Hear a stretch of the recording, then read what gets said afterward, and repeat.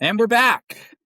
Part 3, the orange Trump's apocalypse, orange ass clown, whatever.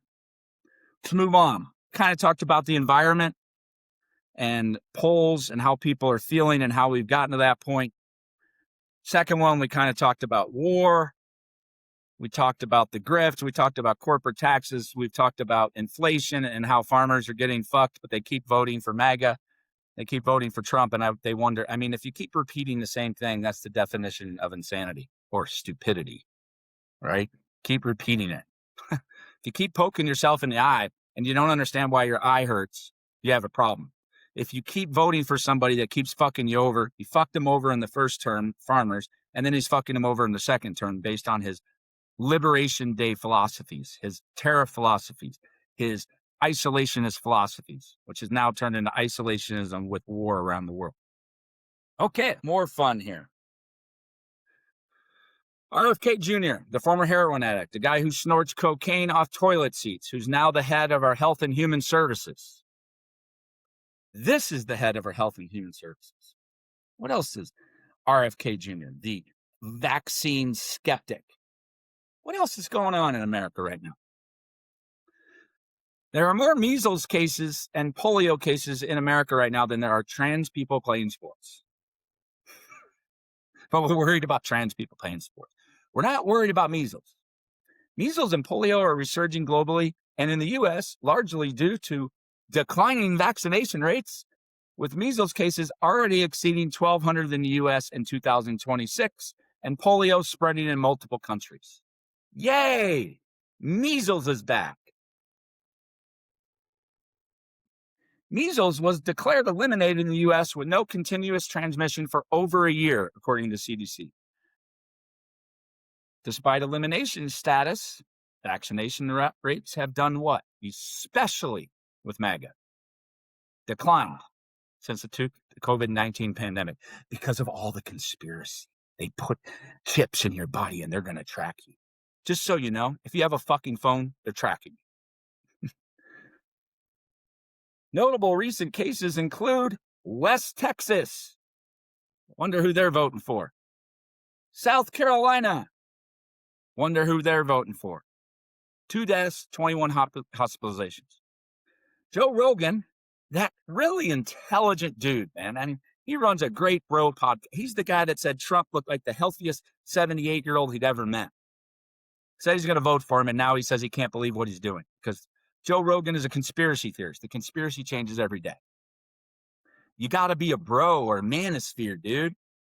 If he isn't talking about UFC or workouts, he's worthless. Worthless.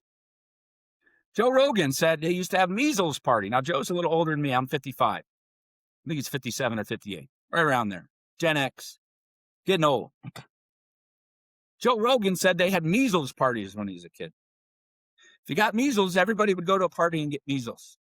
No, Joe, that was chickenpox, bro. A lot less deadly, especially when you're young. As you get older, because of shingles, it becomes way more dangerous. So you expose kids when they're young. You keep them home for a couple of weeks. They get some pot marks. They scratch at them. I got one on the end of my nose, and all things are good. The risk of hospitalization or death are very minimal, especially when you're a child. Maybe not a baby, but child. I got it. My sister got it. But he said measles party. No, that wasn't true. Because guess what? Especially real youthful kids, there's a higher hospitalization and death rate. He's an idiot. Get the MMR vaccine. It's one of the greatest vaccines in the history of the fucking world. Polio is basically eliminated, but because people aren't doing vaccination, they're fucking getting polio. What FDR had. Don't be stupid. Be informed. And if your information is for no vaccines, then go fucking live on an island. Because you're exposing everybody. Bullshit. Why do I bring that up? Well, I bring that up because this is a MAGA principle, bro, the manosphere, the fucking incels, the Joe Rogans, the, Brett, I think it's Brett Weinstein. His brother Eric is a very intelligent physicist and mathematician. Brett is a fucking lunatic. Some of his stuff kind of makes sense. With vaccines, it doesn't. And RFK Jr., who's a fucking idiot. How anybody in the cabinet or the Congress supported his nomination is a fucking idiot. Let me guess, MAGA, because Republicans don't exist. The One Big Beautiful Bill Act will increase the number of Americans without health coverage in every state and congressional district. That was last year's Big Beautiful Bill. Remember, Trump said we can't afford health care or child care or any kind of care for Americans. All we can support is wars. If you want to have an argument over what feds and states can pay for, we can have that argument. But I don't need my federal government just to be for wars. No, thank you. Because I see how that's turned out. So this from the Center for American Progress. And it estimates the number of uninsured healthcare will increase. They're talking about 14 million will be uninsured. 14 additional million will be uninsured by 2034. Okay, how does that compare to where we were at before? We were at, so in 2020, we were 13.9%, 21, 13.5. Remember, this is Obamacare coming into play. Even during COVID, the uninsured was going down. Why? Because people were worried because of COVID. They were right to. They can question the vaccine, but they should still get their vaccines, especially MMR.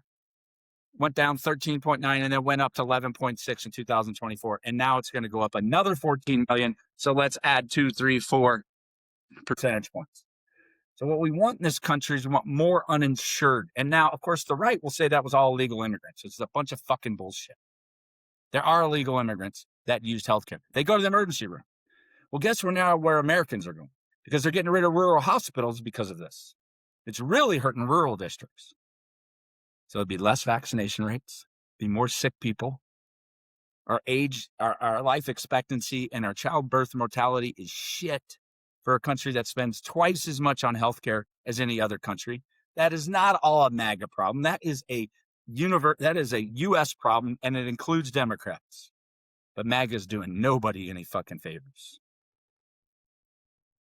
So I wonder what the healthcare poll would be. Remember, I brought up the climate change poll, which said people are scared to death about the environment other than 35%, which would probably equate to mostly right-wing MAGA or Republican types. Same with healthcare. We can't afford it. We can't afford infrastructure. We can't afford healthcare. We can't afford food stamps. We can't afford child tax credits. We can't afford to take care of the people, but we can afford to go into a war without anybody helping us because we chose it. We chose not to tell the EU. We chose not to tell NATO because they would have said no. But even if they would have said, maybe we would have got some input on how not to do it. Can't afford anything but wars. That's our president. And these numbers are out. These are simple numbers. The healthcare bill from MAGA is buy private health insurance. It doesn't matter what it costs, you're fucked.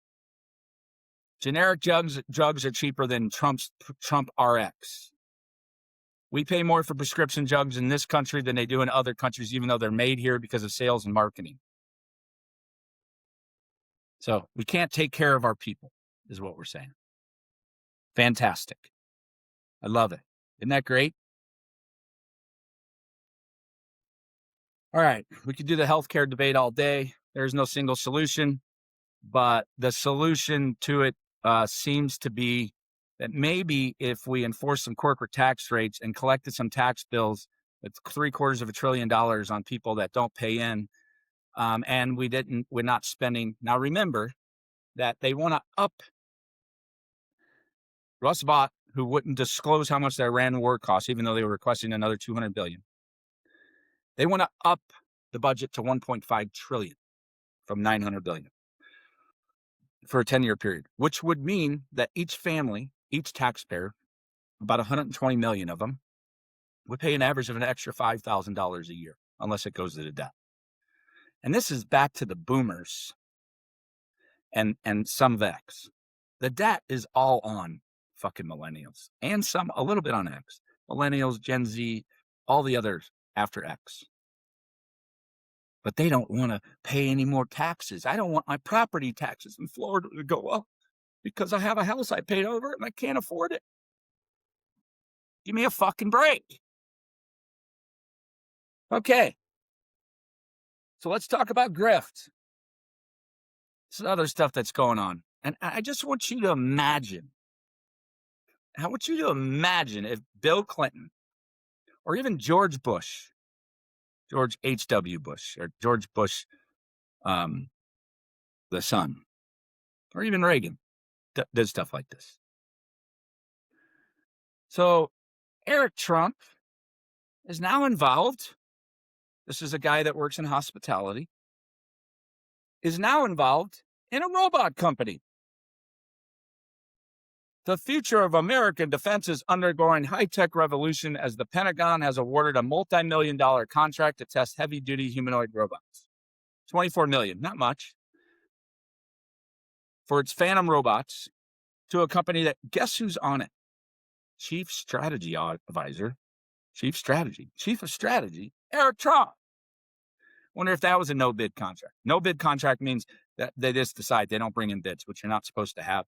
But of course, Cheney did that with Halliburton during the Iraq War. It's been going on for years. Grift, sure happens from the left too. But this is right out in the open. And guess whose son it is? It's Donald J. Trump's. No way. He was on with Mornings with Maria Bartiromo, the person that called the election fake and got sued and thrown under the bus with all the emails at Fox. They paid out $787 million, almost $1 billion to make it go away. We are America first. We have to win this race, Trump said. Eric Trump said. The uses are unlimited. I think it's a very beautiful thing. Notice how they use. But we must win this race. Well, who are your competitors? I know there's competitors. Who went through the bid contract? So let's look at the estimates of how much Trump is making since the beginning of 2025. Crypto, $3 billion. World Liberty Financial, we'll get to that. Persian Gulf, $425 million. These are estimates. So Qatar Jet, $150 million. Legal fees, they've been reimbursed. The Trump family, been reimbursed for prosecutions, $128 million. Mar-a-Lago, because he goes to Mar-a-Lago and he charges exorbitant rates, and that's where all the grifters go, like Orban, like CPAC, like Heritage Foundation, like Bolsonaro, like Farage, $125 million. Corporate deals, $91 million.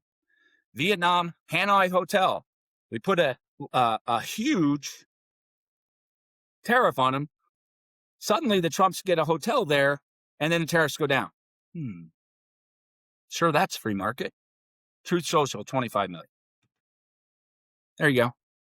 I'm sure that's good.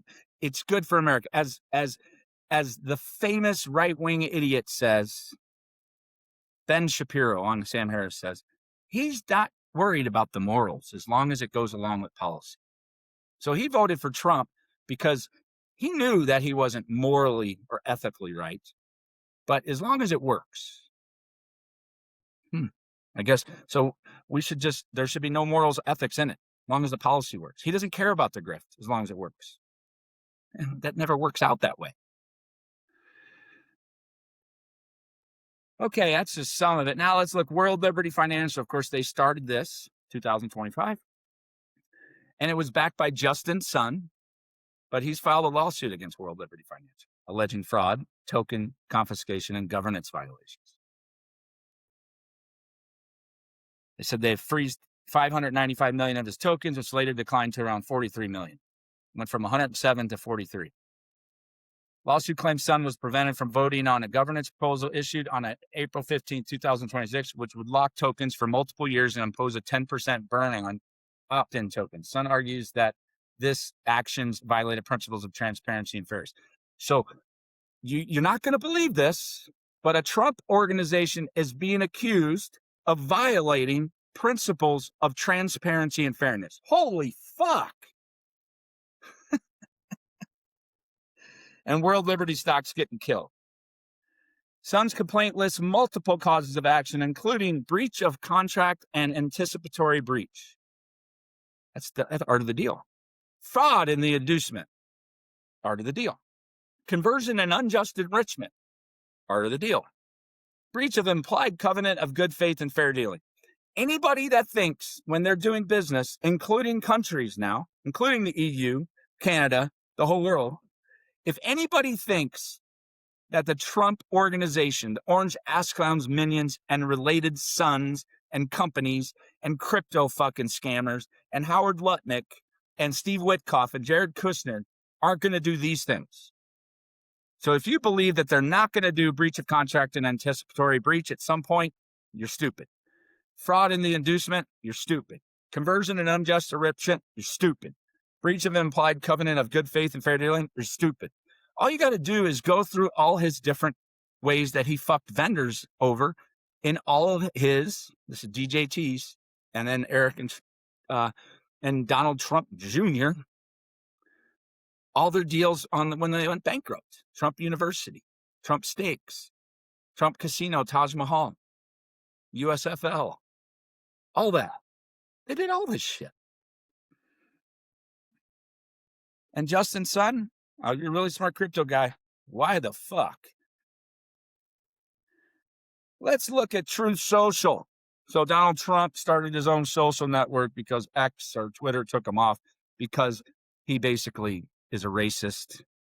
We'll just assume he's at least supporting the Epstein class, the rapist and pedophile class. And reminder, no prosecutions. Files are closed, according to Todd Blanche. No prosecutions on the Epstein class. None of them. It's only Jeff Epstein and Ghislaine Maxwell who got moved to amendment security. Don't forget about the Epstein files. I know Iran's not. I know the leader of Manitoba, the governor of Manitoba, talked about, we'll start buying your booze, America, if you release all the Epstein files.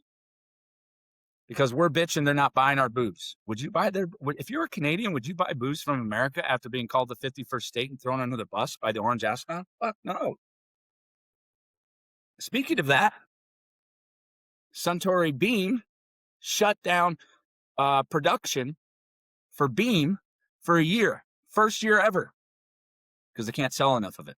Because and the main reason is Canada. And whose fault is that? Whose fault is it? DJT.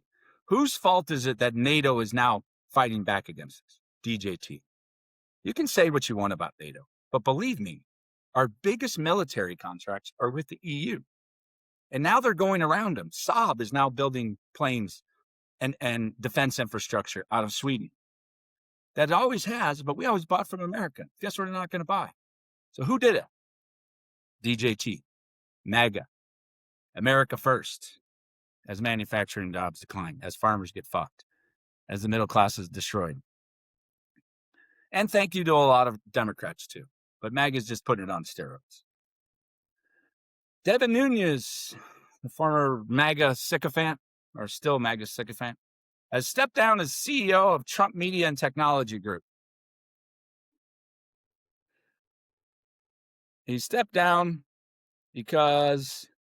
Now, this is running a company really well. I'll tell you what, we should all call Devin Nunes and DJT and definitely get these people to run our company.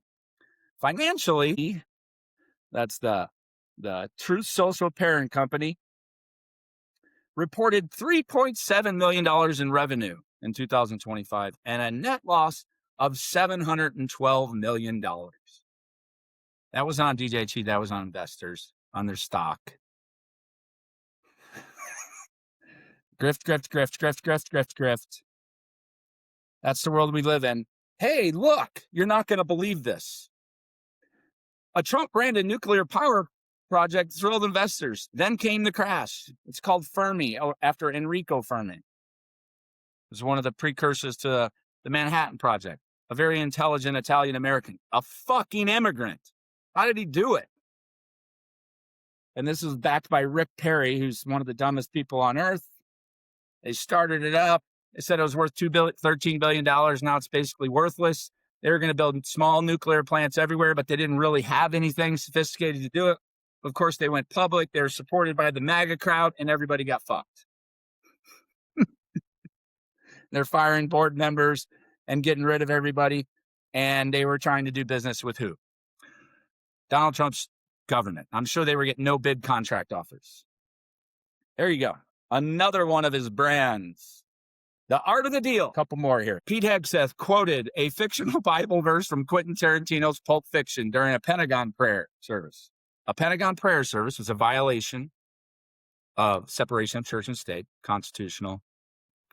I mean, nobody's surprised by this fucking idiot. Sparking widespread attention and controversy. He literally took, if you haven't seen Pulp Fiction, you got to watch it just for the quote, where in the breakfast place where Samuel Jackson's basically trying to say, hey, I'm trying to get out of the business of killing people.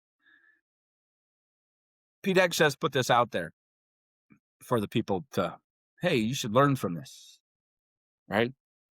The prayer you cited was adapted to honor U.S. Air Force personnel involved in a rescue mission in Iran, replacing mentions of the Lord with military-specific references like Sandy 1 and Downed Aviator. ChatGPT, man, it's dangerous. And when you're the Trump organization, do no research and don't even know that it's a made-up biblical verse. I mean, as far as I'm concerned, the Bible's made up, but that's our Pete Hegseth. So these are the guys. This is the person that Donald J. Trump is trusting to run the Iran war when everybody told him it was a bad idea. Pete Hegseth it was a good idea. He fires all his staff. They fire the Science Foundation. They fire the Iran intelligence personnel because they had investigated Trump for Mar-a-Lago under Biden. This is your government. Of course, Pete Hegseth also listens to the pastor Doug Wilson, who believes that women shouldn't vote, that slavery is okay. I mean, he's actually said that if people that cheat on their wives or husbands should be put to death, and that would include Donald J. Trump, but he's not saying they should do that. He's just saying going forward. He says calling him a Christian nationalist is fine. That's Pete Hegseth, your cabinet secretary of war, which doesn't even exist. The Secretary of Defense, sadly. Ballroom. So now Lindsey Graham is saying because of the assassination attempt, they need a ballroom so they can have security, even though the White House Correspondents' Dinner would never be hosted at the White House. They want the ballroom finished, and they said it was estimated at $200 million in July. Now it's $400 million, which means it's probably going to cost $600 million.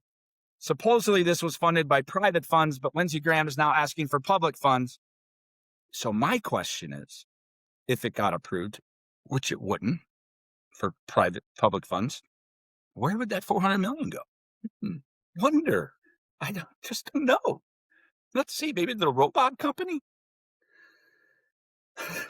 I mean, and then Trump wants to do Arc de Trump, like the Arc de Triomphe in France. He wants to build, it's about $100 million to put his name on something. Now, I am not a believer in destruction, but I'll tell you what, as soon as the MAGA guys all go back to the swamp, and they will, we're tearing that motherfucker down if it gets built. Again, they can't really do it, but they're going to do it, try to say it's privately funded, and then ask for public funds to build it. This is our fucking government. Two last things. Kash Patel. Woo! The guy who's on, has been basically a huge article by Sarah Fitzpatrick in The Atlantic talking about the guy's a boozer. He drinks at the Poodle Room in Vegas, goes there like on the weekends, goes to Ned's private club in Washington, D.C. He wakes up, he goes to work, he can't get his computer, thinks he's been fired, but he just didn't know how to get in. He's partying with the Olympic Committee, the U.S. Olympic team after they won the gold, drinking beer, which I think is great. He shouldn't have been there. And God forbid, I almost felt like I wish the Canadians would win when I saw him partying with them, but those kids didn't know what they were dealing with Kash Patel. And now he's going to sue the Atlantic for $250 million. And I say, I want to see that trial. I want to see him get up on the stand. I want to see Donald Trump get up on the stand because Donald Trump watched him on TV, didn't like it. I want to see Don Bongino get on the stand. I want to see Kash Patel's girlfriend. And I want to see all these FBI informants get on the stand and talk about this. That ain't going to happen. That they're never even going to go to court on this. He says it's slander and all this other bullshit. So now we've ousted Kash Patel, Pam Bondi, who was weaponizing the Department of Justice. Now he has Todd Blanche, his friend, who says the Epstein files are dead. There's nothing in them. Chrissy Noem's out. So we think Cash Patel's next. Pete Hegseth, of course, was a drunk, is a drunk, or if he's not drunk, he should start drinking, because maybe it'll clear his head a little bit. And then we have the labor secretary. Again, people come and go, but this shit's crazy. And this is the loyalist sycophant problem. Now, there are some loyalist sycophants that are probably pretty intelligent, right?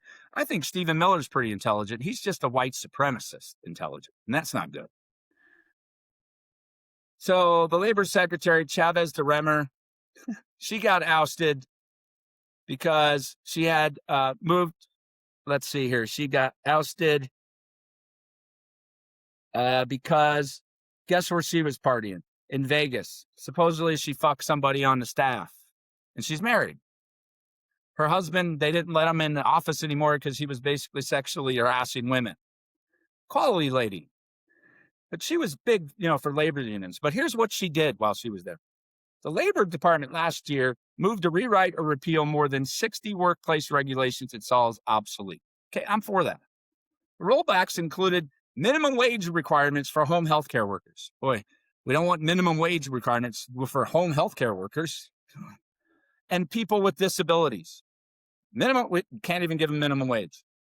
And rules governing exposure to harmful substances and safety procedures at mines. Those are the obsolete things. They're not going to be exposed to any harmful substances and safety procedures in mines. And God forbid we pay people to take care of people.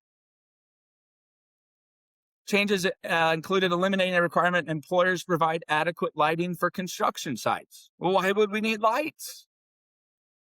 And seatbelts for agricultural workers.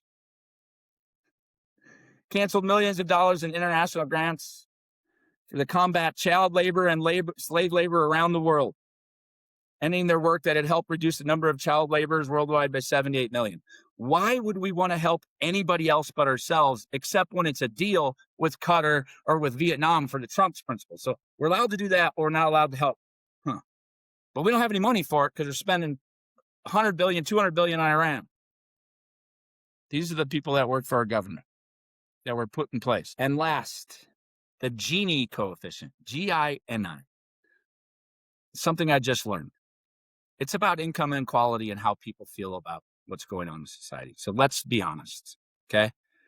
Income inequality worldwide is a problem, and it's been a growing problem, especially for America, especially since the 80s and onward. The Gini coefficient measures income inequality on a scale from 0, perfect equality, to 1, maximum inequality.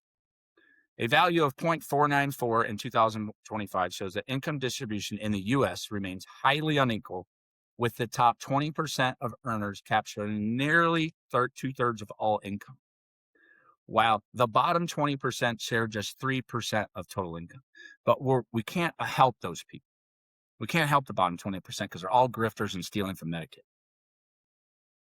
This represents a 20-to-1 ratio between the highest and lowest quintiles, highlighting the concentration of wealth among top earners.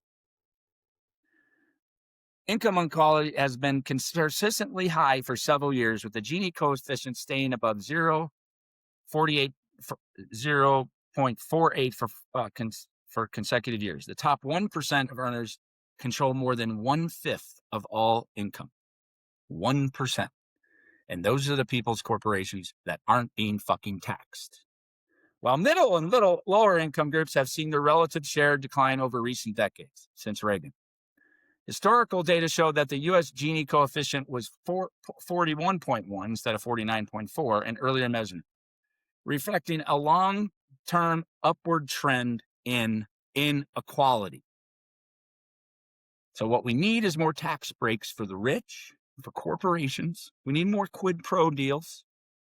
We need America first with Donald Trump's sons making money.